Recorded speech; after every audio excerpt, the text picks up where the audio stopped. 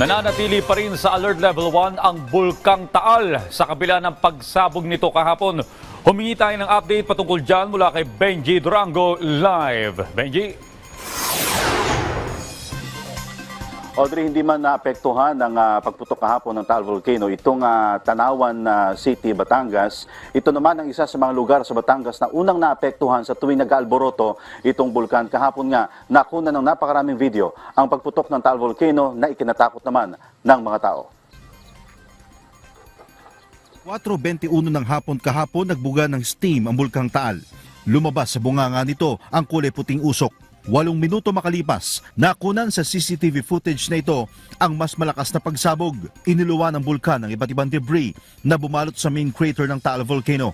Sa thermal camera ng Feebox na nakatutok sa bulkan mula sa Daang Castilla Monitoring Station dito sa Talisay, Batangas, makikita ang pagkulo ng tubig sa hilagang bahagi ng main crater.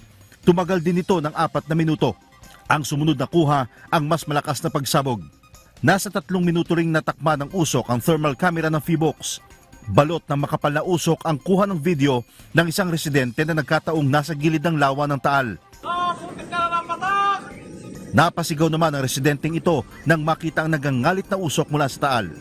Paliwanag ng Feebox, nagkaroon ng phreatomagmatic eruption ng Taal kahapon o ang pagputok dulot ang kontak ng tubig at magma sa ilalim ng bulkan. Kaya kahit nasa alert level 1 pa rin ang Taal, nananatiling abnormal ang bulkan. Asahan pa rin ng mga residente ang mga pagyanig, minor ashfall at pagbuga ng volcanic gas mula sa Bulkang Taal tulad ng nangyari kahapon.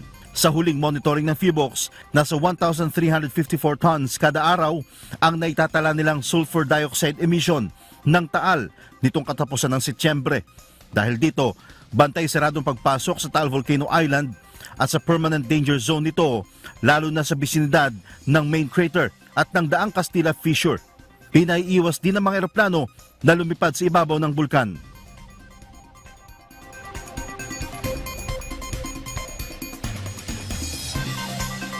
Audrey, yung nakikita mo ngayon, yan yung live na kuha dito sa may Taal Volcano. Yung usok na yan na nanggagaling mismo sa main crater ng bulkan. Ang maswerte na lamang itong mga lugar sa paligid ng Batangas dahil yung usok ay papalayo at papunta raw. Sabi ng mga taga rito, papunta raw ng Mindoro. Pero sabi naman ng DOH at ng Feebox, pinag-iingat nila mga residente sakaling magtuloy-tuloy itong pag-alboroto ng bulkan ay dapat maging maingat at maging mapagmatsyag sa kung ano man ang mga report na ibabahagi sa atin ng mga otoridad. Audrey. Okay, Benji, nabanggit mo kanina na may posibilidad na magkaroon ng minor ashfall.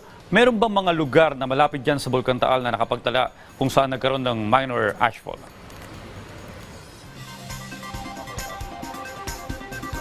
Wala tayong report na nagkaroon ng ashfall or bahagyaman na bumagsak ang ashfall sa mga lugar sa paligid nitong Taal Lake, no, malapit sa Taal Volcano. Pero may mga report tayo ng smog simula pa kagabi. Tulad na lamang dito sa lugar nito sa Tanawan, Batangas, ay medyo mausok daw kahapon nung pumutok nga itong bulkan. Kagabi naman, nabalitaan din natin at in-report din sa atin, dyan naman sa may mataas na kahoy, Batangas, naging naamoy daw yung amoy asupre mula naman sa bulkan. Pero so far, doon sa tanong mo kung merong ashfall o reported ashfall sa mga lugar na ito, wala tayong natatanggap na report at wala ring report na ibinibigay sa atin ng Feebox tungkol dito. Audrey. Alright, ingat kayo dyan. Maraming salamat, Benji Durango.